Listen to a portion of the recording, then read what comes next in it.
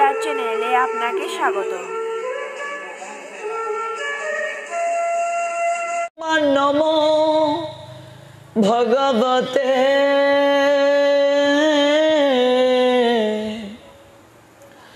বাসুদেবায়। ওম নমো ভগবতে বাসুদেবায়।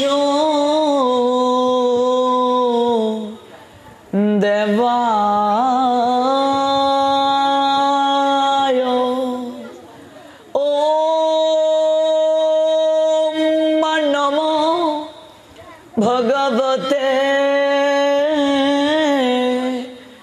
বাসুদেবায়।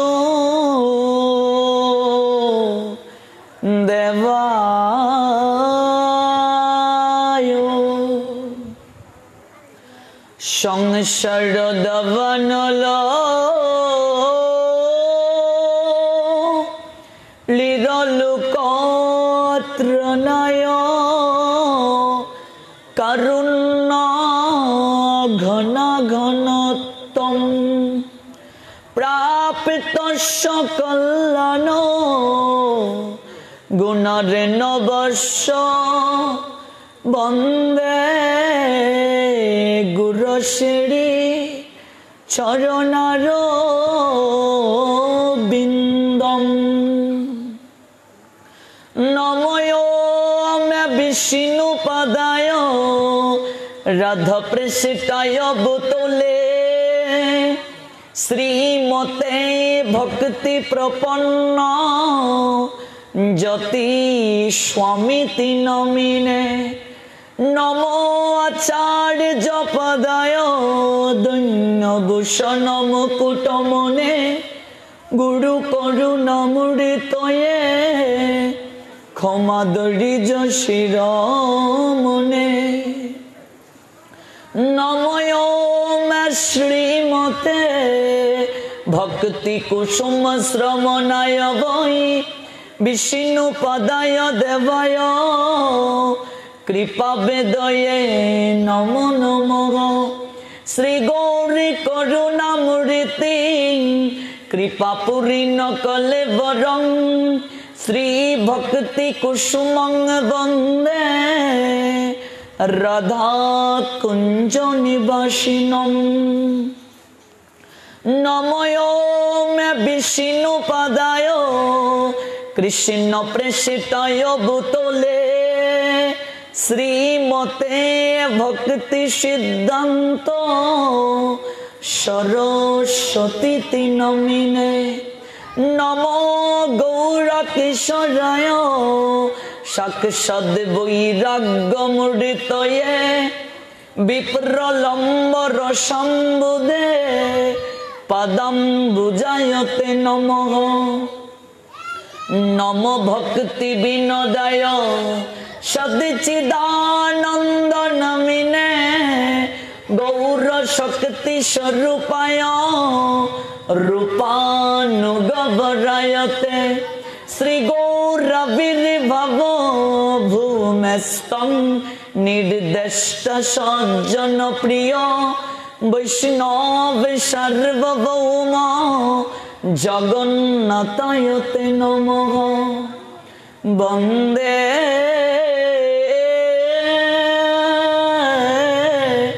শ্রীকৃষ্ণ চৈতন্য নিত্যানন্দ সহোদিত গৌরদয়ে পুষ্পবন্ত চিতিরৌ সন্দৌ তমনুদৌ অজানুলম্বিত ভুজৌ কনকাবদাতৌ সংকীর্তনৈ কপিতরৌ কমলায়তাক্ষৌ বিশ্বম্বরৌ দ্বিজবরৌ যুগধর্মপালৌ বন্দে প্রিয় করুণায়বতারৌ। মহাপ্রসাদে জননী সর্বসৌভাগ্যবর্ধিনী আদিবেদি হরা নিত্যং তুলসী ত্বং নমস্তুতে। কৃষ্ণায় বাসুদেবায় হরহে পরমাত্মনে প্রণত ক্লেশনাশায় শ্রী গোবিন্দায় নমো নমঃ। রাধাং রাসেশ্বরীং রম্মাং গোবিন্দ মোহিনীং পরাং বৃষভানুসুতাং দেবী তং নমামি হরিপ্রিয়ে। জয় জয় রাধে জি গো, জয় রাধে শ্যাম, জয় রাধে শ্রী রাধে বৃন্দাবন দম। শ্রী রূপী শ্রী সনাতন ভট্ট রঘুনাথ, শ্রীজীবী গোপাল ভট্ট দাস রঘুনাথ। আমি এই ছয় গোসাই করি চরণ বন্দন,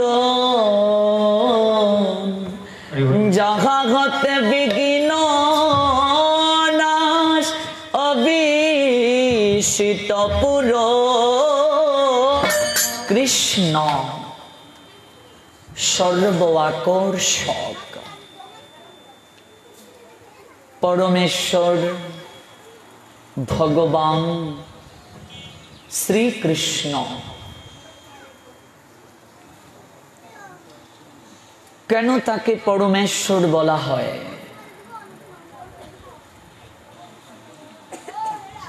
শ্রীকৃষ্ণ, কৃষ্ণ শব্দটির অর্থ কি? অভিনব ব্যাখ্যা প্রদান করেছেন শাস্ত্রকারগণ। আমরা সপ্তাহব্যাপী অপ্রাকৃত কথামৃতে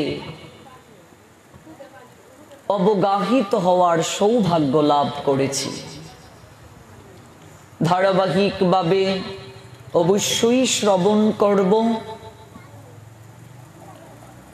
কৃষ্ণকে কেন পরমেশ্বর বলা হয়, কৃষ্ণ শব্দের অর্থ কি। পরমেশ্বর ভগবান শ্রীকৃষ্ণের 5247তম আবির্ভাব তিথি উপলক্ষে এবং একটা বিশেষ তিথিকে পালন করার আকিঞ্চনে আমরা এই কথা শ্রবণ করার সৌভাগ্য অর্জন করেছি। সেই তিথি কি? সর্বসাক্ষী, সর্ববিরাজমান, সর্বক্ষমতার অধিকারী পরমেশ্বর ভগবান শ্রীকৃষ্ণের আবির্ভাব তিথি পালন করার মনোরথে এই সপ্তাহব্যাপী কৃষ্ণ কথা শ্রবণ করার সৌভাগ্য অর্জন করেছি। যারা ইন্টারনেটের মাধ্যমে দেশ এবং দেশের বাহির থেকে এই প্রোগ্রামটি সরাসরি দেখছেন, আপনাদের প্রত্যেককেই শ্রী শ্রী রাধা কৃষ্ণ মন্দির প্রাঙ্গণ থেকে আয়োজনকারী ভক্তবৃন্দের পক্ষ থেকে সুস্বাগতম জানাচ্ছি। ভক্তবৃন্দ, আমরা অতীব সৌভাগ্যবান। কেন সৌভাগ্যবান? তার কারণ শাস্ত্র বলছেন, এই জগতের বুকে ভক্তি লাভ করতে চাইলে যে যে পন্থাকে অবলম্বন করা প্রয়োজন, তন্মধ্যে সর্বশ্রেষ্ঠ পন্থা হচ্ছে সাধু সঙ্গ। ভক্তি লাভের জন্য যে যে পন্থাকে অবলম্বন করা প্রয়োজন, শাস্ত্র বলছেন সর্বশ্রেষ্ঠ পন্থাটি হচ্ছে সাধু সঙ্গ। সাধু সঙ্গ কেন? তার কারণ ভক্তি ভগবানের নিকটেও নেই। ভক্তি হে পদ্ম মধুমাবত। আপনি যদি পদ্মবন থেকে মধু আহরণ করতে চান, পদ্ম পুষ্পকে যদি কর্তন করেন, বাড়িতে এনে যদি পেষ্টন করেন, এক ফোঁটা মধু সেখান থেকে নিঃসৃত হবে না। পদ্মের যদি ভাষা থাকতো, পদ্ম যদি কথা বলতে পারতো, সে হয়তো বলতো, আমাকে অকারণে কেন কষ্ট দিচ্ছ? মধু আহরণ করার বিন্দুমাত্র যোগ্যতাই তোমার নেই, কারণ আমার সমস্ত মধু মধুকরেরা আমার নিকট থেকে লুট করে নিয়ে গেছে। ভগবানও বলছেন, প্রেম ভক্তি মধু আস্বাদন করতে চাও, কিন্তু আমার নিকট তো প্রেম ভক্তি মধু নেই। আমার সমস্ত প্রেম ভক্তি মধু ভক্ত মধুকরেরা আমার নিকট থেকে লুট করে নিয়ে গেছে। তোমরা যদি ভক্তি পেতে চাও, তোমরা যদি প্রেম আস্বাদন করতে চাও, তাহলে তোমরা ভক্তির কাছে যাও, সাধুর নিকটে যাও। সাধু সঙ্গ, সাধু সঙ্গ সর্বশাস্ত্রে কয়, লব মাত্র সাধু সঙ্গে সর্বসিদ্ধি হয়। সাধু সঙ্গ গ্রহণ করার সঙ্গে সঙ্গে কৃষ্ণ প্রেম ভক্তি লাভ হয়। আর হরিকথা কৃষ্ণ কথা শ্রবণ করতে হয় সাধু সঙ্গে। একাকী আমার নাহি পায় বল, হরিনাম সংকীর্তনে। মহাজন বলছেন, আমি যে হরি ভজন করব, আমি যে হরি কথা কীর্তন করব, আমার সেই সামর্থ্য নেই। একাকী আমার নাহি পায় বল, হরিনাম সংকীর্তনে। তুমি কৃপা করি শ্রদ্ধা বিন্দু দিয়া, দেহ কৃষ্ণ নাম ধনে। সাধুর নিকটে, বৈষ্ণবের নিকটে মহাজন প্রার্থনা করছেন, তুমি কৃপা করি শ্রদ্ধা বিন্দু দিয়ে দেহ কৃষ্ণ নাম ধনে। আমাদের নিকটে শ্রদ্ধার অভাব। আর এই শ্রদ্ধা কোথায় লাভ করা যায়? সাধু সঙ্গে। ভগবানের কথা কেমন করে শ্রবণ করতে হয়? ভগবান বলছেন শ্রীমদ্ ভগবত গীতার ৮ অধ্যায় মুখ্য যুগে, শ্রদ্ধাবান অনুসুয়ছ শৃণুয়াত অপি জনরহ স অপি মুক্ত শুভান লোকান প্রাপ্নুয়াত পুণ্য কর্মনাম। ভগবানের কথা শ্রবণ করতে হয় শ্রদ্ধার সঙ্গে।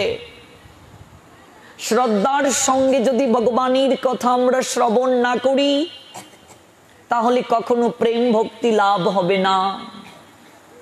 চৈতন্য চরিতামৃতে কৃষ্ণদাস কবিরাজ গোস্বামী পাদ বলছেন, মধ্যলীলার ২২ পরিচ্ছেদের ৩২ নং পয়ারে বলছেন, সাধু সঙ্গে কৃষ্ণ ভক্তে শ্রদ্ধা যদি হয়, ভক্তি ফল প্রেম হয়, সংসার যায় ক্ষয়। এই যে সংসার বিষ কুণ্ডে, বিষময় গর্তে আমরা পতিত হয়ে গেছি, এই সংসার বন্ধন খণ্ডন হবে আমাদের। আমরা সাধু সঙ্গে যদি শ্রদ্ধার সঙ্গে ভগবানের কথা শ্রবণ করি, ভগবান তার সমস্ত শক্তি তার নামের মাঝে, তার কথার মাঝে অর্পণ করে দিয়ে দিয়েছেন। ভগবান থেকেও তার নামের, তার কথার শক্তি অনেক বেশি। আমরা সেই কথা শ্রবণ করার সৌভাগ্য লাভ করেছি ৭ দিন ব্যাপী। এই ভব সংসারে আগুন জ্বলছে মা, সংসার বিষয়ানলে দিবানিশি হিয়া জ্বলে। দিবানিশি আগুন জ্বলছে, কর্ম ফলের আগুন। জগতে কেউ সুখী না। ৩টা দুঃখ তাদেরকে পেতে হচ্ছে, আধ্যাত্মিক, আদি ভৌতিক, আদি দৈবিক। এই 3টা দুঃখের অনলে সবাই আমরা পড়ছি। এই অগ্নি নির্বাপন হয়ে যাবে যদি কেউ ভগবানের কথা কায় মনোবাক্যে শ্রবণ করে, ভগবানের নাম যদি করে। ভবমহা দাবাগ্নি নির্বাপনম, ভবের আগুন নিভে যাবে যদি এই কথা শ্রবণ করে কেউ। আর কি হবে? কৃষ্ণে উপজীবে প্রীতি, ভগবানের প্রতি প্রীতি জন্মাবে।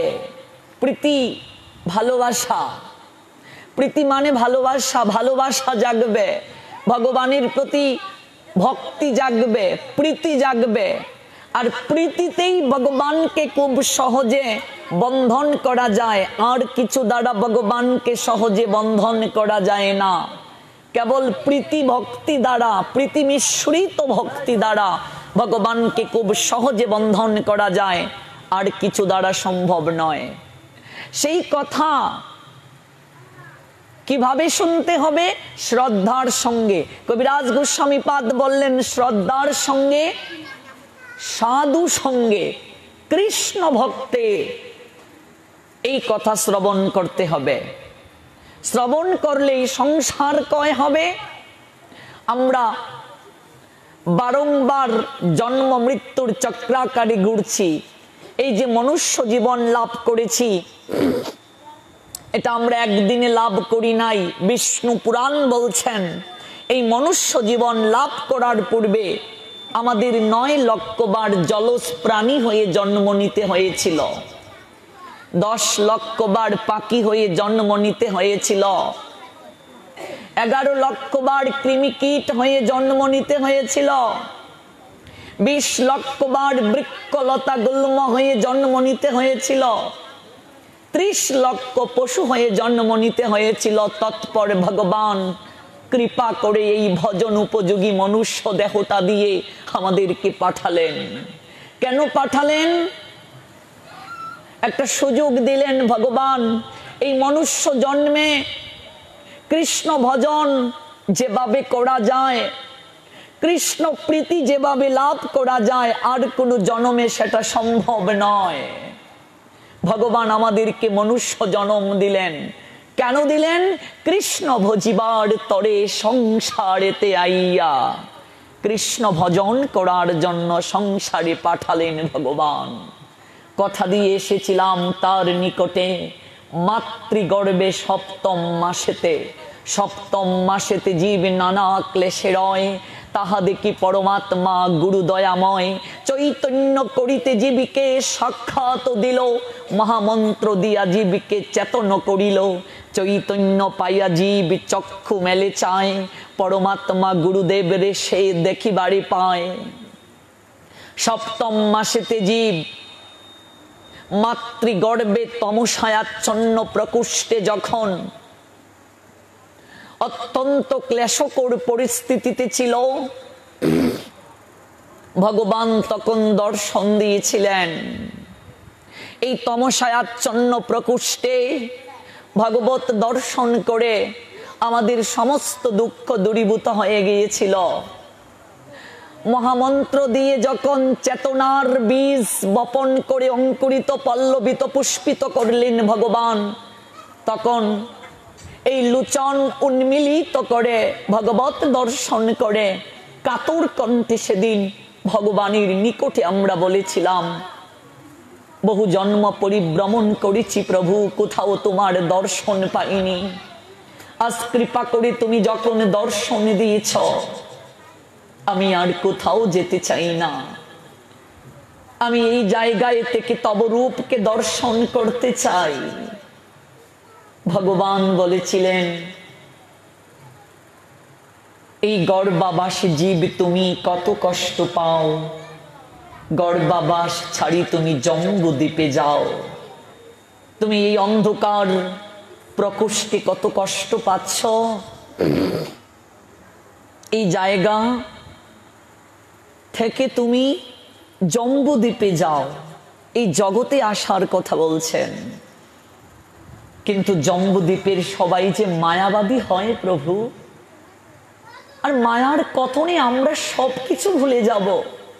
তুমি যে অনাদির আদি শ্রী গোবিন্দ, তুমি যে সর্বকারণের পরম কারণ, তোমাকে ভজন করাই যে মনুষ্য জীবনের প্রকৃত উদ্দেশ্য। আমরা তো ওই মায়াবাদী লোকের সঙ্গে মিশে মায়ার কথনে আমরা সমস্ত কিছু ভুলে যাব। কারণ মায়াবাদীর সঙ্গ করলে ভক্তি হয় নাশ, বিষয়ীর সঙ্গ করলে, বিষয়ীর অন্ন খেলে মলিন হয় মন, আর মলিন মনে কবু নাহি হয় শ্রীকৃষ্ণের শরণ। মায়াবাদী যারা, বিষয়ী যারা, তাদের সঙ্গে আমরা যদি বসি দেখবেন বিষয়ের কথা শুধু বলবে, আর বিষয়ের কথা শ্রবণে মননে স্মরণে আস্বাদনে ভক্তি নষ্ট হয়ে যায়। প্রভু আমি এই জায়গা থেকে কোথাও যাব না। ভগবান বলেছিলেন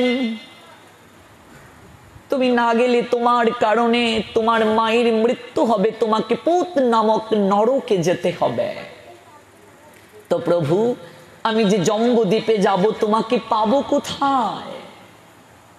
ভগবান তখন বলেছিলেন সাধুর ভেসেতে আমি ঘুরিব সেথায়, তাহারও নিকটে যাইও পাইবে আমায়। এই জগতে আমি সাধু বেশ ধারণ করে, এই জগতে আমি বৈষ্ণবের আবেশে ঘুরে বেড়াবো। মুহন্তের স্বভাব হয় তাড়িতে পামর, নিষ্কার্য নাই তবু যায় পরের ঘর। ওই সাধু সঙ্গে যখন তুমি যাবে, ভক্ত সঙ্গে যখন তুমি যাবে, সেই জায়গায় গেলেই তুমি আমায় খুঁজে পাবে। তাই তো ভগবান দেবর্ষি নারদকে বলেছিলেন নয়ম তিষ্ঠামি বৈকুণ্ঠে যোগীনাম হৃদয়ে নচ মদ্ভক্ত যত্র গায়ন্তি তত্র তিষ্ঠামি। হে নারদ, হে নারদ, আমি বৈকুণ্ঠে থাকি না যদি আমার বৈকুণ্ঠে ভক্ত না থাকে। আমি যোগীদের হৃদয়েও থাকি না, আমি সেই জায়গায় থাকি যে জায়গায় আমার ভক্তগণ মিলিত হয়ে আমার গুণকীর্তন করেন। আর আমি শুধু একা থাকি না, প্রেমের লাদিনী শক্তি শ্রীমতী রাধা রানীকে নিয়ে আমি সেই জায়গায় অবস্থান করি।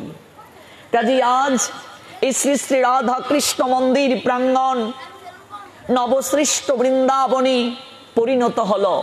7 দিন ব্যাপী আমরা এই নবসৃষ্ট বৃন্দাবনে এসে ভক্তের চরণ ধুলি লাভে আমরা সৌভাগ্যে আমরা উপনীত হয়ে সর্বশ্রেষ্ঠ দান ভগবানের কথা দান।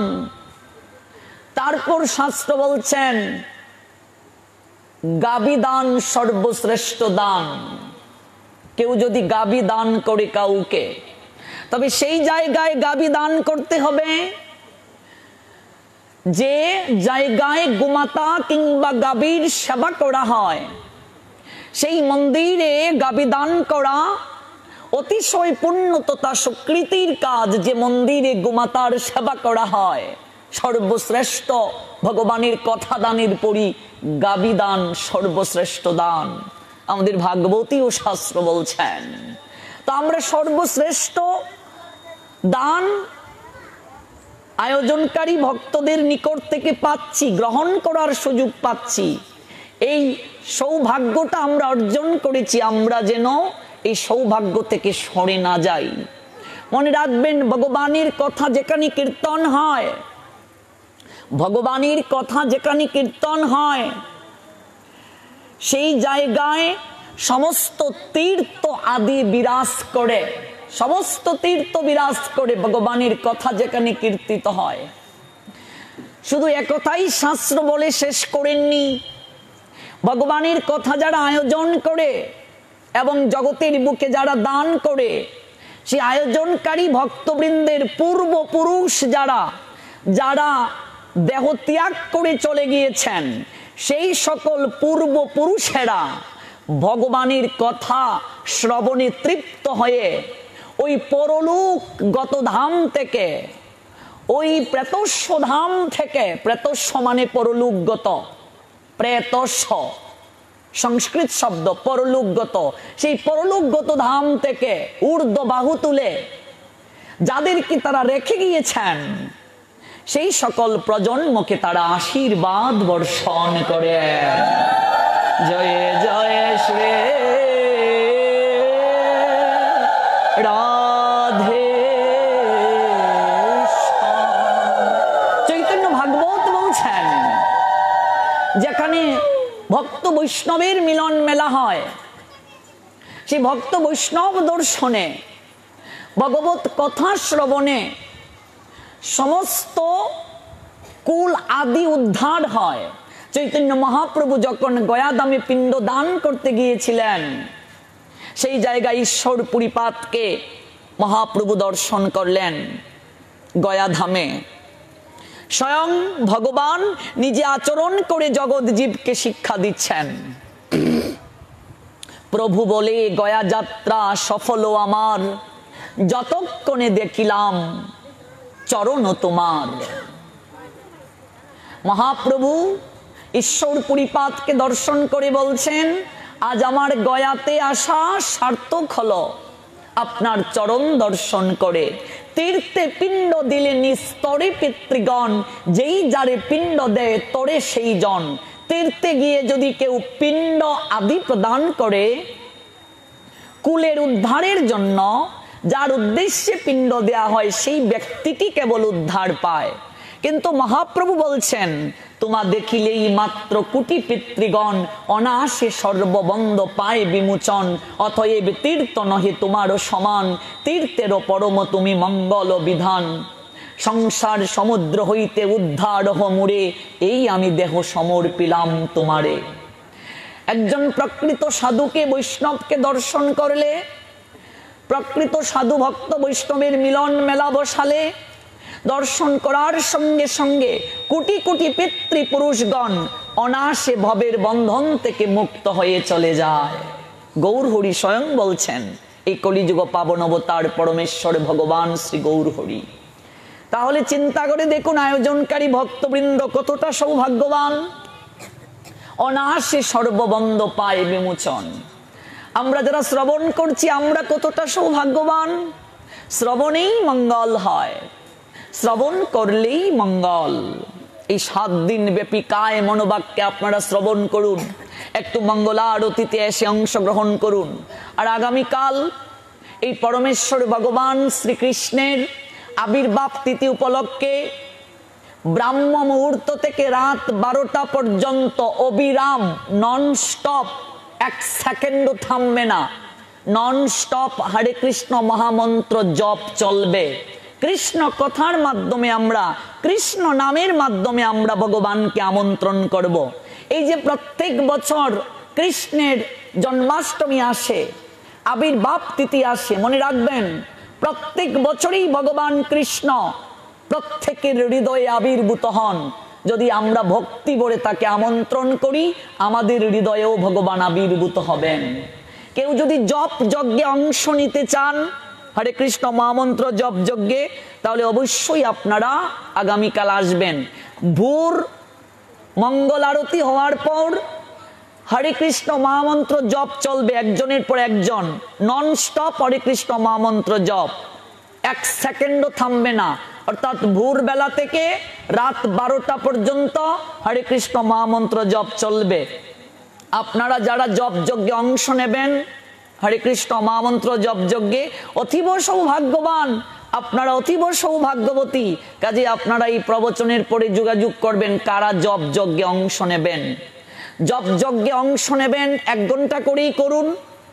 এই যে আমরা ভোরবেলা থেকে রাত 12টা পর্যন্ত করব, ভগবান কৃষ্ণের আবির্ভাব হওয়ার পূর্ব পর্যন্ত আপনি 1 ঘন্টা সময় আপনিও যদি অংশগ্রহণ করেন, তাতেও আপনি অধিক স্বীকৃতি লাভ করলেন। এই নামের মাধ্যমে ভগবানকে আমন্ত্রণ। কারণ শাস্ত্র বলছেন ভগবান বৈকুণ্ঠেও থাকেন না, যোগীদের হৃদয়েও থাকেন না, ভগবান সেই জায়গায় থাকেন, সেই জায়গায় আবির্ভূত হন যে জায়গায় ভক্ত ভগবানের নাম উচ্চারণ করে, নাম কীর্তন করে। কাজে এই জপ যজ্ঞে আপনারা অংশগ্রহণ করুন আগামীকাল। একটা জন্মাষ্টমী যদি কেউ কায় মনোবাক্যে পালন করে, তার 1000 একাদশী রাখার ফল হয়। একটা জন্মাষ্টমী যদি কেউ কায় মনোবাক্যে পালন করে 1000 একাদশী রাখার ফল হয়।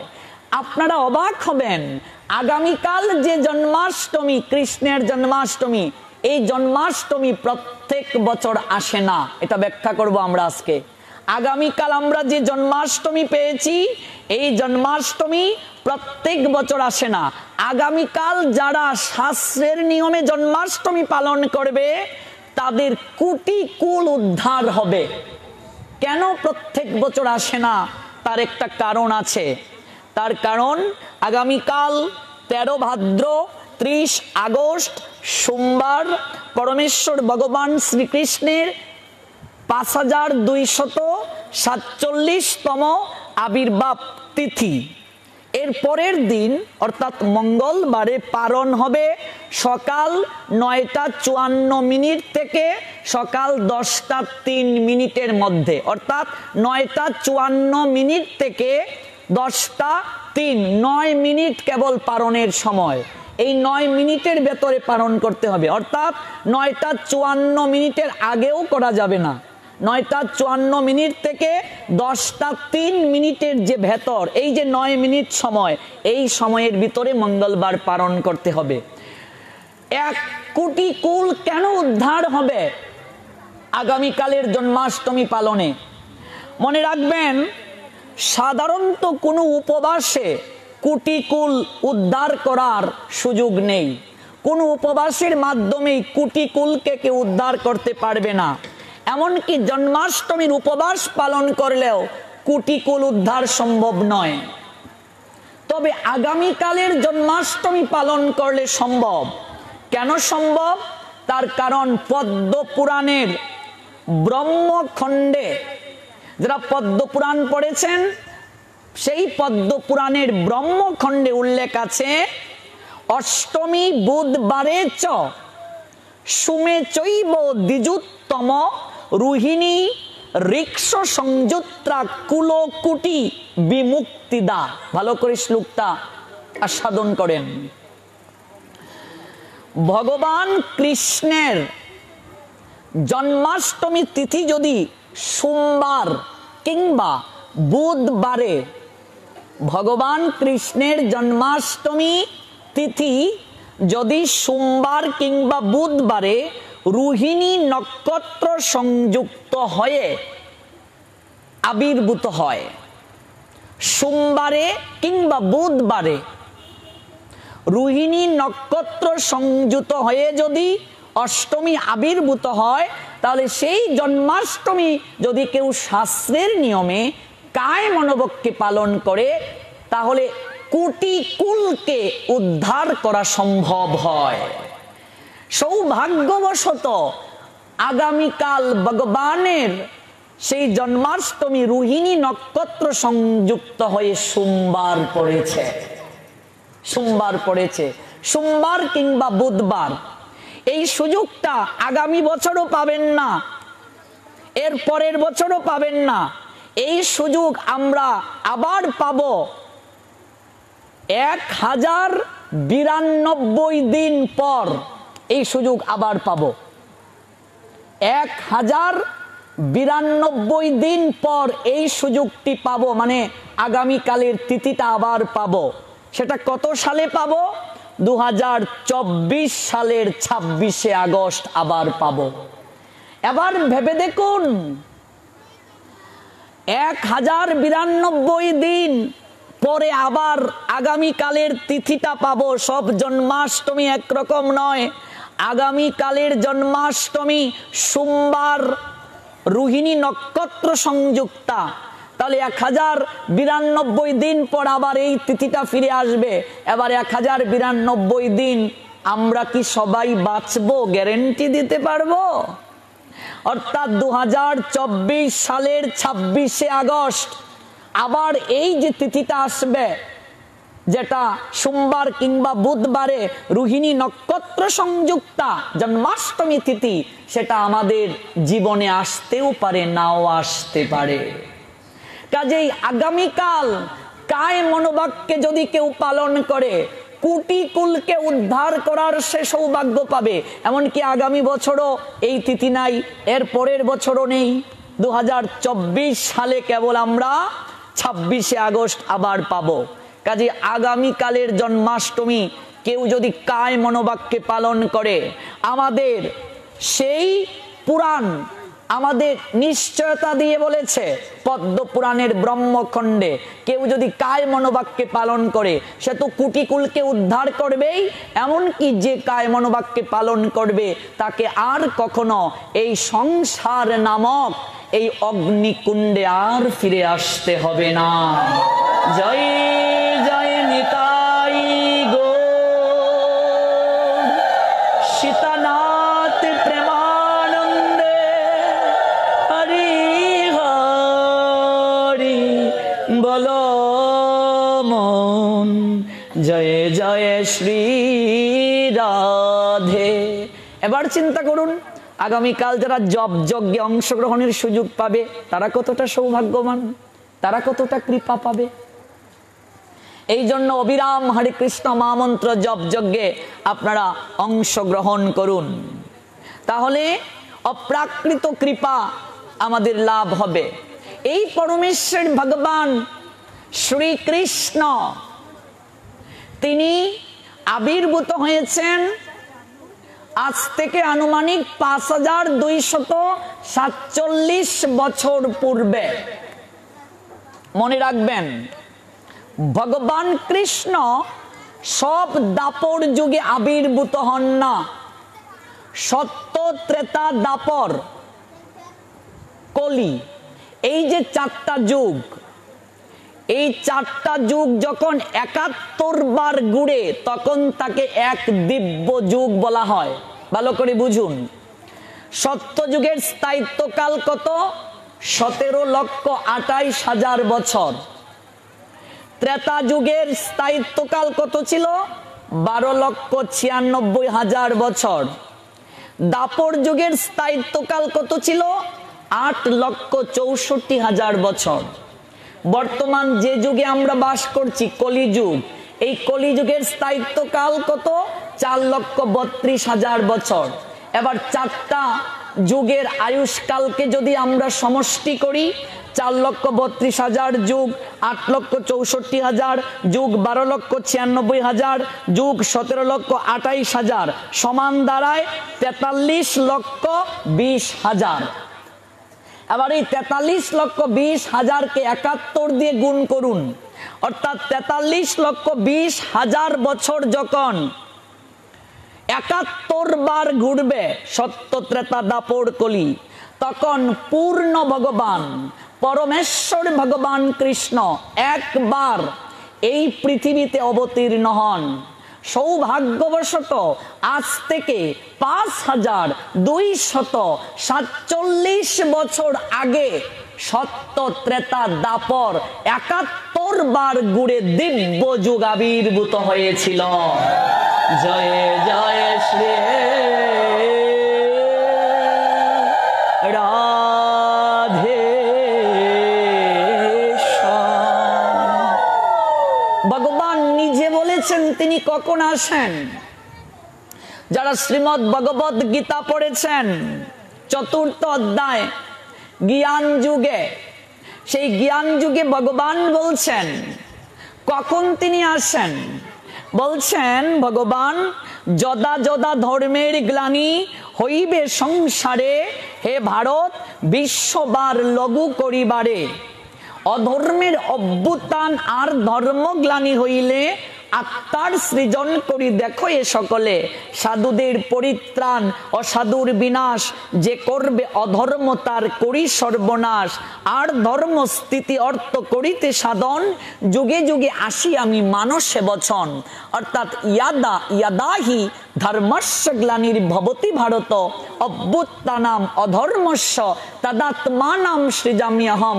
পরিত্রাণায় সাধুনাম বিনাশায় চ দুষ্কৃতাম, ধর্ম সংস্থাপনার্থায় সম্ভবামি যুগে যুগে।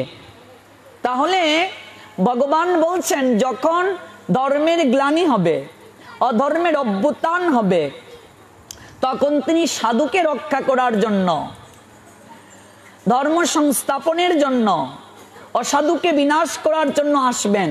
কিন্তু ভাগবত যারা পড়েছেন তারা জানেন মুরলীধর ত্রিবঙ্গ ভঙ্গিম রূপ কি ধারী কৃষ্ণ, ত্রিবঙ্গ ভঙ্গিম রূপধারী শ্রীকৃষ্ণ, বংশীধারী কৃষ্ণ কখনো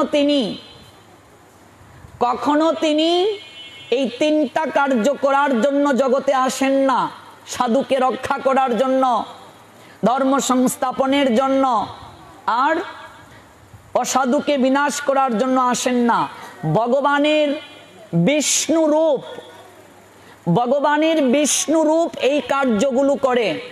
তখন তিনি চক্রধারী, ভগবানের বিষ্ণু রূপ।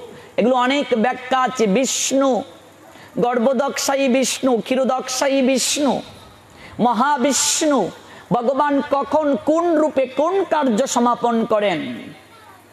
বংশীধারী যিনি কৃষ্ণ, সেই বংশীধারী কৃষ্ণ এই তিন কার্য করেন না। আর বংশীধারী কৃষ্ণই কেবল পরম কৃষ্ণ, পূর্ণ কৃষ্ণ। এই পূর্ণ কৃষ্ণ সব যুগে আসেন না। এই পূর্ণ কৃষ্ণ আসেন সত্য ত্রেতা দাপর কলি, যখন ৭১ বার ঘুরে এক দিব্য যুগ হয়, সেই দিব্য যুগে। আর আজ থেকে ৫,২৪৭ বছর আগে সেই দিব্য যুগ আবির্ভূত হয়েছিল, পূর্ণ ভগবান কৃষ্ণ এসেছিলেন।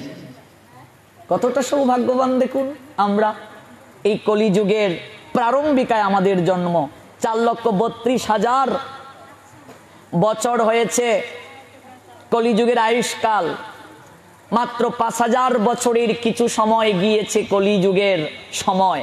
আমরা কলির প্রাথমিক অবস্থায় আমরা আছি। আমরা কতটা সৌভাগ্যবান। তিনি আসেন, তার জন্মকর্ম সাধারণ মানুষের মতো নয়।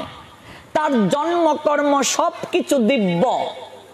ভগবান নিজেই বলেছেন শ্রীমদ্ ভগবদ গীতায়, তার জন্মকর্ম সমস্ত কিছু দিব্য। জন্মকর্ম চমে দিব্যম এবং জবেত্তি তত্ত্বত ত্যক্তা দেহম পুনর্জন্ম নয়েতি মামেতি সর্জুন। ভগবান বলছেন আমার জন্মকর্ম সমস্ত কিছু দিব্য। মানুষ আর ভগবান, তাদের জন্মের মাঝে তিনটা পার্থক্য রয়েছে, ভালো করে উপলব্ধি করতে হবে। কি কি পার্থক্য মানুষ আর ভগবানের জন্মের মাঝে? স্বামী রাম শুকদাস আচার্য তিনটা পার্থক্যের কথা উল্লেখ করেছেন। প্রথম পার্থক্য জানার পার্থক্য। জানার পার্থক্য কি? মানুষ এবং ভগবান অনেকবার জগতে আসেন, কিন্তু মানুষ সমস্ত পূর্বের কথা ভুলে যায়, ভগবান ভুলেন না। আমরা পূর্ব জন্মে কি করেছিলাম সেটা কি আমাদের কারো মনে আছে? মনে নেই। পূর্ব জন্মের কথা জাতিস্বর যারা, তারা কেবল বলতে পারেন। আর জাতিস্বর কোটিতে একজন পাওয়াও সম্ভব নয়। যারা বহু জন্মের পুণ্য সুকৃতির অধিকারী, গান্ধারী 50 জন্মের কথা বলতে পারতেন, তিনি জাতিস্বর ছিলেন। কিন্তু ভগবান যখন আসেন সমস্ত কিছু তিনি জানেন। আমরা পূর্ব জন্মের কথা কি বলবো? গতকাল এই সময়ে কি করেছিলাম সেটাই ভুলে গেছি। ভগবান সবকিছু জানেন, কারণ ভগবান নিজেই বলেছেন শ্রীমদ্ ভগবদ গীতায় ৪র্থ অধ্যায় জ্ঞান যুগে ভগবান বলছেন, হে অর্জুন, তোমার আমার বহুবার জন্ম হয়েছে, তুমি সমস্ত কিছু ভুলে গিয়েছ, কিন্তু আমার সমস্ত কিছু মনে আছে। তো প্রথম আমরা পেলাম জানার পার্থক্য। দ্বিতীয় পার্থক্য জন্মের পার্থক্য। জন্মের পার্থক্য কিভাবে? সাধারণ মানুষ আমরা যারা পৃথিবীতে এসেছি পিতামাতার মিলনের মাধ্যমে কর্মানুযায়ী এসেছি, কিন্তু ভগবান কখনো মিলনের মাধ্যমে আসেননি। ভগবান দেবকীর গর্ভ থেকে প্রসব হন নাই, ভগবান কারাগারে আবির্ভূত হয়েছিলেন। এই হচ্ছে জন্মের পার্থক্য, ভগবান আর আমাদের পার্থক্য, জন্মের পার্থক্য। যুগমায়ার দ্বারা আশ্রয় করে ভগবান জগতের বুকে আবির্ভূত হন এবং সমস্ত কার্য সম্পাদন করেন। এই জন্যই দেখবেন ভগবান কংসের কারাগারে আবির্ভূত হয়েছেন আর নন্দালয়ে যুগমায়াকে আবির্ভূত করেছিলেন। সেই যুগমায়াকে যখন বসুদেব এনে কংসের কুলে দিলেন, কংস আছাড় দিল, যুগমায়া উপরে উঠে গেলেন অষ্টভুজা। তিনি ভবিষ্যৎ বাণী দিয়ে গিয়েছিলেন, তোমাকে বধিবে যে গুকুলে বাড়িছে সে। এই যুগমায়ার প্রভাবেই প্রহরীরা ঘুমিয়ে গিয়েছিল, ঝড় বৃষ্টি হয়েছিল, কারাগারের শিকল খুলে গিয়েছিল। এই যুগমায়াই শ্রীগালের রূপ ধারণ করে যমুনাতে পথ দেখিয়েছিলেন। আমরা এগুলো ধারাবাহিকভাবে লীলা শ্রবণ করব প্রত্যেক দিন। এই যুগমায়াকে কেন্দ্র করে ভগবান সমস্ত লীলা করেন। তৃতীয় পার্থক্য, কর্মের পার্থক্য। মানুষ কর্ম করে নিজ কামনা পূর্তির জন্য, আর ভগবান কর্ম করেন আনন্দ লাভের জন্য। মনে রাখবেন, ভগবানের জগতের বুকে কর্ম নাই। গীতায় ভগবান বলছেন, তৃতীয় অধ্যায় কর্মযুগে ভগবান বলছেন, তৃতীয় অধ্যায় কর্মযুগ 22 নং শ্লোক, নমে পার্থ অস্তি কর্তব্যম ত্রিষু লোকেষু কিঞ্চন ন অনবাপ্তব্যম অবাপ্তব্যম বর্তে এবচ কর্মাণি। হে পার্থ, এই ত্রিজগৎ সংসারে আমার কোনো কর্তব্য নেই, আমার অপ্রাপ্ত কিছু নেই, প্রাপ্তব্য বলেও কিছু নেই, তবু আমি কর্মে ব্যাপৃত আছি।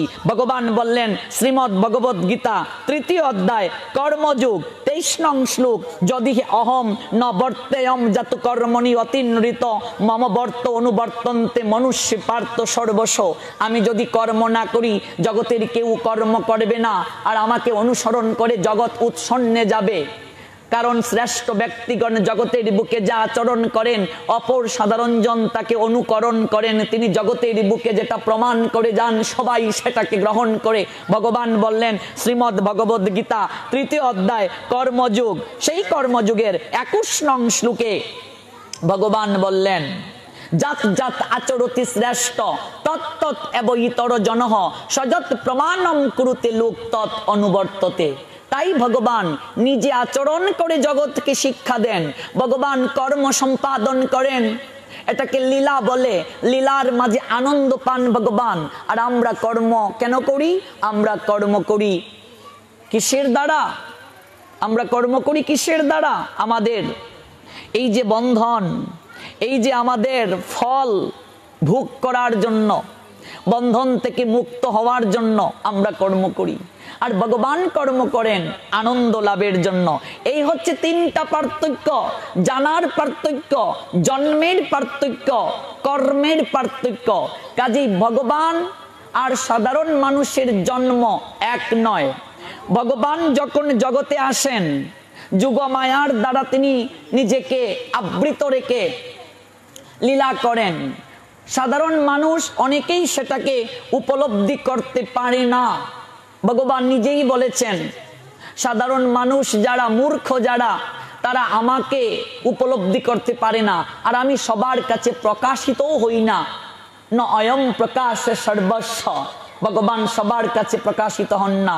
যুগমায়া সমাবৃতা, আমি যুগমায়ার দ্বারা নিজেকে আবৃত রাখি। তাহলে ভগবান প্রত্যেকের হৃদয়ে আবির্ভূত হন। যদি সেই হৃদয়ে ভক্তি এবং প্রীতি থাকে, ভক্তি প্রীতি মিশ্রিত হৃদয়ে ভগবান আবির্ভূত হন। আর আমরা নামের মাধ্যমে আগামীকাল আমাদের হৃদয়ে ভগবানকে আবির্ভূত করার জন্য আমরা প্রয়াসী হব। আমরা প্রার্থনা করব ভগবানের কাছে।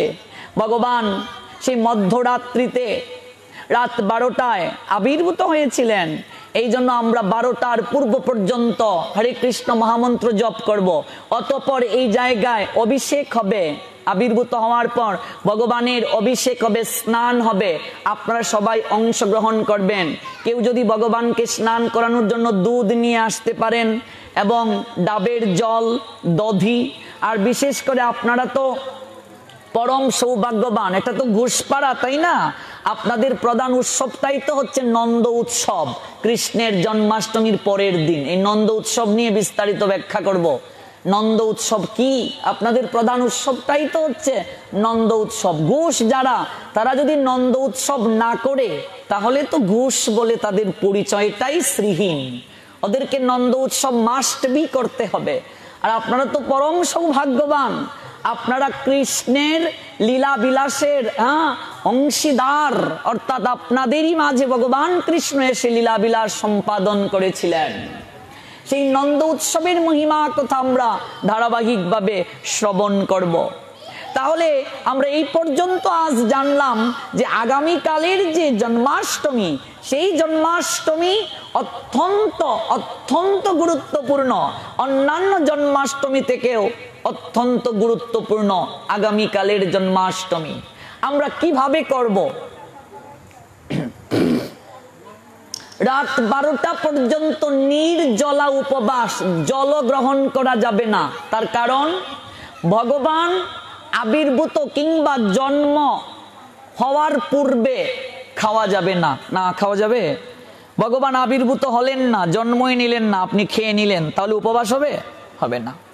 ভগবান রাত 12টায় আবির্ভূত হবেন, তাই 12টার পূর্বে কিচ্ছু গ্রহণ করা যাবে না। ভেবে দেখুন, আমাদের সন্তানের যদি জন্মদিন হয় তাহলে আমরা কত সুন্দর করে সাজাই, কত খাবার দাবারের আয়োজন করি, কত নিমন্ত্রণ করি। আর যিনি এই জগতের সমস্ত কিছুর আধার, জগতের সমস্ত কিছুর শুধু আধারই নয়, মূলাধার, যার কৃপাতে আমরা বেঁচে আছি, যিনি সর্বসাক্ষী, সর্ববিরাজমান, সর্বক্ষমতার অধিকারী, যিনি আমাদের প্রকৃত বান্ধব, যিনি আমাদের পরম সুহৃদ, যিনি আমাদের প্রকৃত আপনার জন, যার অহৈতুকী কৃপাতে এই মনুষ্য জীবন আমরা পেয়েছি, যার অহৈতুকী কৃপাতে শ্বাস প্রশ্বাস অতিবাহিত হচ্ছে, সেই ভগবানের আগামীকাল জন্মদিন, আবির্ভাবের দিন কতটা আনন্দ সহকারে পালন করা উচিত, কতটা গুরুত্ব সহকারে পালন করা উচিত ভেবে দেখুন। আপনি আপনার সন্তানের জন্মদিন সাড়ম্বরভাবে করেন, অনেক কিছু খাবার দাবার আয়োজন করেন, মানুষকে খাওয়ান, অথচ এই সন্তানটাও আপনার প্রকৃত আপন নয়, জগতে কেউ কারো আপন নয়। যতদিন করে জন ধন উপার্জন, ততদিন বসে তাকে নিজ পরিজন, পরে যখন বৃদ্ধকালে জীর্ণ হয় দেহ, দেখেও জিজ্ঞেস করে না কেহ। জগতে যতদিন আমরা খাটতে পারবো সবাই ভালোবাসবে, যখন বৃদ্ধ হয়ে যাব এই দেহ অচল হয়ে যাবে, কেউ সেদিন আর ভালোবাসবে না। এই জগতের শেষের দিনে কেউ কারো সঙ্গে যাবে না, কেউ প্রকৃত আপনার নয়। প্রকৃত আপনার জনকে অনাদির আদি শ্রী গোবিন্দ ভগবান, তিনি আমাদের প্রকৃত আপনার জন। তাকে 5টা ভাবে সেবা করা যায়: শান্ত, দাস্য, বাৎসল্য, সখ্য, মধুর। এই 5টা ভাবের যে কোনো একটা ভাবে তাকে আরাধনা করা যায়। তার জন্মদিন কাল, তার আবির্ভাব দিন কাল কতটা আনন্দের সঙ্গে পালন করা উচিত, কতটা সুন্দর করে সাজানো উচিত ভেবে দেখুন। যিনি ইহকাল পরকাল উভয় কালের বান্ধব, অথচ তার আবির্ভাব তথা জন্মদিন আমরা পালন করতে অনেকেই আমরা কি করি না, রুচি বোধে আনি না। কি করে থাকবো, 12টা পর্যন্ত উপবাস, এটা তো সম্ভব নয়। আমি দেখেছি অনেক মায়েরা নিজের সন্তানের জন্মদিনের দিন পাড়া প্রতিবেশী আত্মীয় স্বজন ওদেরকে, অতিথি যারা এসেছে তাদেরকে খাওয়াতে খাওয়াতে নিজে খাওয়ারই সময় পান না। এরপরও একটুও তাদের মাঝে বিরক্তি নেই, চঞ্চুতে হাসির রেখা ম্লান নেই। আমার ছেলের জন্মদিন, সবাই খেলেই আমার আনন্দ, আমি না খেলেও ভালো। অথচ জগৎপতি ভগবান, বাৎসল্য প্রেমের আধার, সেই যশোমতী মায়ের সন্তান শুধু গোপাল লেখা নয়। আমরা তাকে যে রূপে যেভাবে ভাববো, আমরাও যদি তাকে সন্তান ভাবি, তিনি আমাদেরও সন্তান। তার জন্মদিন আগামীকাল আমরা কতটা শ্রদ্ধা ভক্তি ভরে পালন করব, নিজের বিবেককে প্রশ্ন করুন। তাহলে প্রশ্ন আসতে পারে, না খেয়ে কেন থাকবো? তার প্রতি শ্রদ্ধা জ্ঞাপন করা, তার প্রতি অনুরাগ জ্ঞাপন করা। না খেয়ে ভগবানকে যদি ডাকা হয় তাহলে ভগবান আরো সবচেয়ে বেশি সন্তুষ্ট হন। না খেয়ে ভগবানকে ডাকলে কেন? আমি এমন কোনো কার্য করব না যে কার্যের দ্বারা তোমার সম্মান কমে যাবে, সমাজের বুকে তুমি নিচু হয়ে যাবে। এবারের মতো তুমি আমায় ক্ষমা করে দাও মা।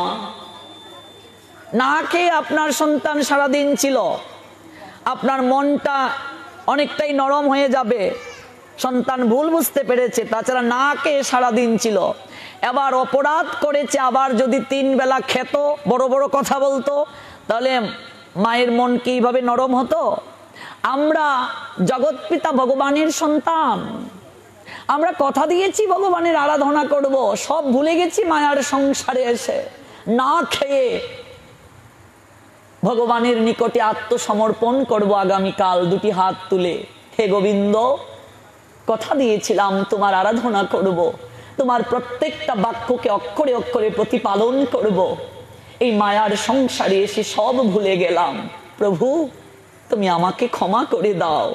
এই মন যেন তোমার চরণে রত থাকে। এই 2টো হাত তোলার মানে কি? এই যে আমরা প্রেম ধ্বনি হরিধ্বনি করার সময় হাত তুলি, এই হাত তোলার মানে ভগবানের কাছে আত্মসমর্পণ করা। এই সংসারী মানুষকে প্রত্যেকটা দিন সন্ধ্যায় ভগবানের চরণে প্রণাম দিয়ে এই 2টো হাত তুলে তার নিকটে আত্মসমর্পণ করে মার্জনা চাওয়া উচিত। হে গোবিন্দ, তোমার একটা বাক্য ঠিক মতো পালন করতে পারছি না প্রভু। দেখতে দেখতে জীবনের বেলা পূর্ব আকাশ থেকে পশ্চিম আকাশে ঢলে পড়ছে, গণার দিন চলে যাচ্ছে, কবে ডাক এসে যাবে কিছুই করলাম না। তোমার চরণে শরণ নিলাম, কৃপা করো তুমি, তোমার চরণে যেন মতি থাকে।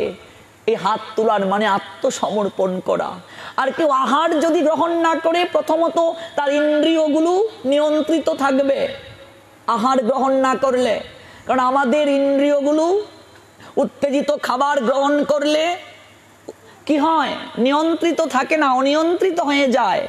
আহার গ্রহণ যদি না করি তাহলে সেন্সগুলো কন্ট্রোল থাকবে, আর সেই নিয়ন্ত্রিত ইন্দ্রিয় না হলে ভগবত আরাধনা করা যায় না। এই জন্য না খেয়ে থাকলে অনাহার বলে, উপবাস নয়। শুধু না খেয়ে থাকলেই হবে না, না খেয়ে ভগবানকে স্মরণ করতে হবে। ভগবানের নিকটে থাকাটাই উপবাস। উপ শব্দের অর্থ নিকটে, বাস মানে অবস্থান করা, অর্থাৎ না খেয়ে ভগবানের নিকটে অবস্থান করার নামই উপবাস।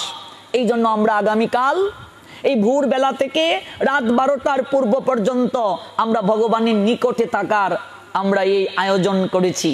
হরে কৃষ্ণ মহামন্ত্র জপ আপনারাও অংশগ্রহণ করবেন। তাছাড়া এই 7 জন ভক্তপ্রবর এসেছেন, আমার সঙ্গে আরো 6 জন, আমি সহ 7 জন। ওনারা সবাই হরিকথা বলেন। আপনারা বিকেল বেলাও আসবেন, হরিকথা হবে। এই হরে কৃষ্ণ মহামন্ত্র জপের পাশাপাশি হরিকথাও চলবে। অর্থাৎ আগামীকাল দিন রাত আর কারো জন্য নয়, একটা দিন একটা রাত কেবল ভগবানের জন্য, আর কারো জন্য নয়।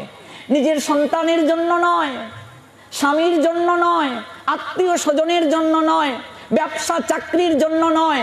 একটা দিন একটা রাত, যার কারণে জগতে এলাম, যিনি পাঠালেন, যিনি ভালো রাখছেন আমাকে, তার নামে উৎসর্গ করে দিন। দেখবেন 365 দিনের বাকি 364 দিন ভগবান আপনাকে ভালো রাখবেন। একটা দিন একটা রাত ভগবানকে দিয়ে দিন, একটা দিন একটা রাত ভগবানের নামে উৎসর্গ করে দিন। কৃষ্ণ চিন্তনে, কৃষ্ণ ভাবনায় কাটিয়ে দিন। আমূল পরিবর্তন হয়ে যাবে আপনার জীবন, আমূল পরিবর্তন হয়ে যাবে।